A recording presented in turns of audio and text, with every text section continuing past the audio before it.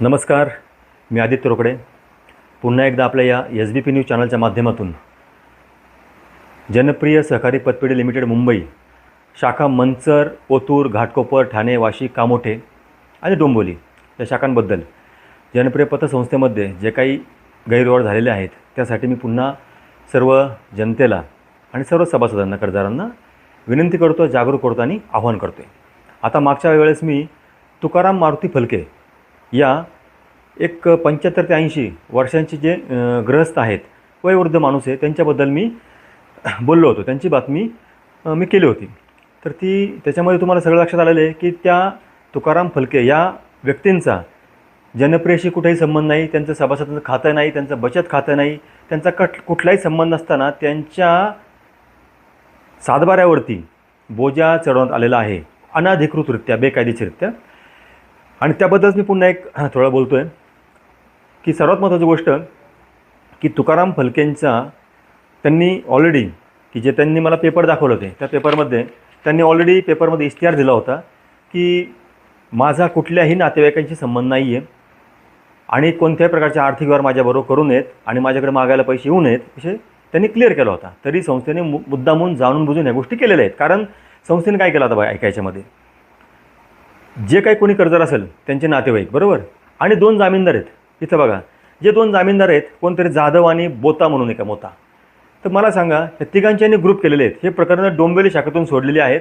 महेंद्र डेरे शाखाधिकारी आणि चंद्रकांत भागवत महाव्यवस्थापक यांच्याकडे ती ब्रँच होती डोंबिवली शाखा. आणि डोंबिवली शाखा तोट्यात गेल्यामुळं कमीत कमी 3-1 कोटीची प्रकरण ते थकलेली आहेत आणि 6 कोटी थकबाकी झाली असेल. ती तोट्यात गेल्यामुळे ती शाखा अक्षरशः बंद करण्यात आलेली आहे आणि ती ठाणे शाखेमध्ये मर्ज केलेली. मी मागे पण तुम्हाला सांगितलं, पुन्हा एकदा सांगतो.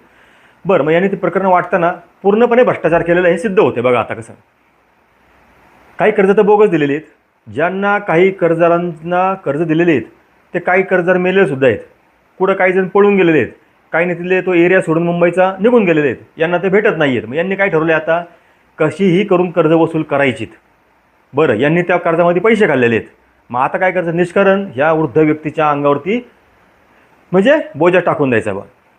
बरं, आता हे बोता, जाधव आणि यांच्यापैकी कोण नातेवाईक आहे बरोबर, तिघांना क्रॉस जामीन केलं. याचा अर्थ काय, तिघांनाही कर्ज दिलं तुम्ही. 50,000 रुपयाचं कर्ज दिलेलं आहे 2019 साली बरोबर. आणि ते कर्ज थकलं. ठीक आहे, चला कर्ज थकलं, काय अडचण नाही. त्यांना कोणत्या कारणास्तव भरताना आलं काय ते मला माहीत नाही. परंतु एक सांगतो मी, जर तुम्ही तिघांचे ग्रुप केलेत ना, 3 जणांना क्रॉस जामीन केलेला आहे, अशी कर्ज वाटता येत नाही. महाराष्ट्र सहकारी कायद्यानुसार ही कर्ज म्हणजे कायदेशीररित्या ही कर्ज वाटता येत नाही. त्याच्यामध्ये एक बायलॉज आहे की तुम्हाला असे क्रॉस जामीन करून कर्ज वाटता येतात. तो बायलॉज मी सांगणार नाही, ते संस्थेने शोधायचा. तो मला माहिती आहे बायलॉज काय आहे. पण अशी कर्ज देता येत नाही हे संस्थेला माहिती आहे, कारण आणि ऑडिटरला देखील माहिती आहे. त्यामुळे ऑडिटरने जे काही अहवाल मागं दाखवला मी, शासकीय अहवाल, त्याच्यामध्ये डायरेक्ट शेरे मारलेले आहेत. ही कर्ज वाटप क्रॉस झालेली आहे, क्रॉस जामीन की चालत नाही. पहिली गोष्ट क्लिअर करून घ्या सगळ्यांनी. दुसरी गोष्ट की जे जाधव आणि बोता आहेत की तर गुजराती कोणतरी दिसते लेडीज, मला सांगा की तुकाराम फलकेंचे जे नातेवाईक आहे कोणी पण, त्यांचं कर्ज थकलं म्हणून तुम्ही त्यांना न विचारता, तुकाराम फलकेंची कोणती संमतीपत्र न घेता त्यांच्या आमोंडीच्या जागेवरती तुम्ही बोजा चढवलेला आहे सातबाऱ्यावरती बरोबर. ठीक आहे, गोष्ट तर संपूर्णपणे चुकीची आहे. परंतु याही पुढची गोष्ट काय माहिती आहे का, की जे 2 जामीनदार किंवा ते 2 कर्जदार आहेत बोता आणि जाधव, हे 3 जण क्रॉस झाले म्हणजे या तिघांनी कर्ज घेतलेले. मग मला सांगा, बोता आणि जाधवचा जो काही कर्ज थकलेत, मग तुम्ही त्यांच्यावर बोजा त्यांच्या जमिनीवर चढवा पाहिजे ना, जाधवांच्या किंवा बोतांच्या. तुम्ही यांच्यावर कसा काय चढवला? अहो, याच्यावरती 73,000चा एक बोजा आहे आणि एक 60,000चा बोजा आहे. मग 73 बोजा कोणाचा आहे, तर त्यांच्या नातेवाईकाचं नाव लिहिलेलं आहे बरोबर. मग 60,000 बोजा कोणाचा आहे? याचा अर्थ काय की एका माणसाने तर 2 कर्ज नाही घेतलेले ना. म्हणजे काय केलेलं आहे, यांना थोडक्यात त्यांच्या नातेवाईकाची कर्ज पण वसूल होत नाही आहेत आणि त्यांचे जामीनदार किंवा ते पण कर्जदार आहेत, त्यांचे पण कर्ज वसूल होत नाही. मग त्यांच्या प्रॉपर्ट्या कुठे आहेत? त्यांचे सातबारे किंवा त्यांच्या शेती किंवा त्यांचे काही घर असेल, तुम्ही त्याच्यावर का नाही चढवला? तुम्ही यांच्यावर कसं काय चढवला? तुम्हाला अधिकार दिला कोणी हा? मग बाकीचे, मग तुम्हाला जर कर्ज द्यायची होती अशी, याचा अर्थ काय केला, तुम्ही सरळ त्या कर्जामध्ये पैसे घेतले, सगळ्यांनी खाल्लेत आणि सगळ्यांना माहिती आहे. त्यामुळे काय झाले आता की काही करता येत नाही आपल्याला, कर्ज तर वसूल करायचीत. कारण आता काय झालं, बातम्या पण पडायला लागल्यात आणि वरून प्रेशर पण आहे. बरं, संस्था 7 ते 8 कोटी रुपये तोट्यामध्ये.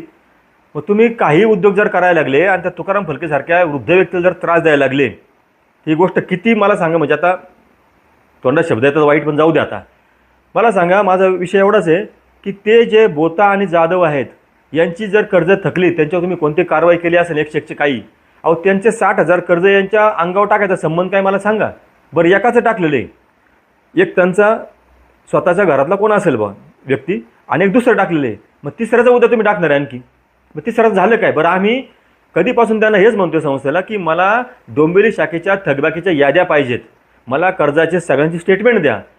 दिलेले नाही आणि देणार पण नाही ते लोक, कारण यांना सगळा लपंडाव करायचा आहे, सगळा खोटा खेळ करायचा आहे. आणि तुकाराम फलकेंची याच्यामध्ये काही चूक नसताना त्या बिचारांना आज म्हणजे प्रांत ऑफिस, सर्कल, तो तलाठी, त्याच्यानंतर तहसीलदार, प्रांत कार्यालय, सहकार विभाग, काय आहे, कशासाठी आहे.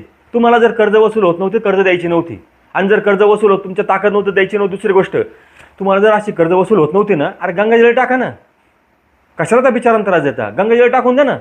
पण तुम्ही तर आता इतके लुटमार केलेलीच आहे, संस्था लुबाडलेलीच तुम्ही, मग तुम्ही स्वतःने पैसे भरा ना ते.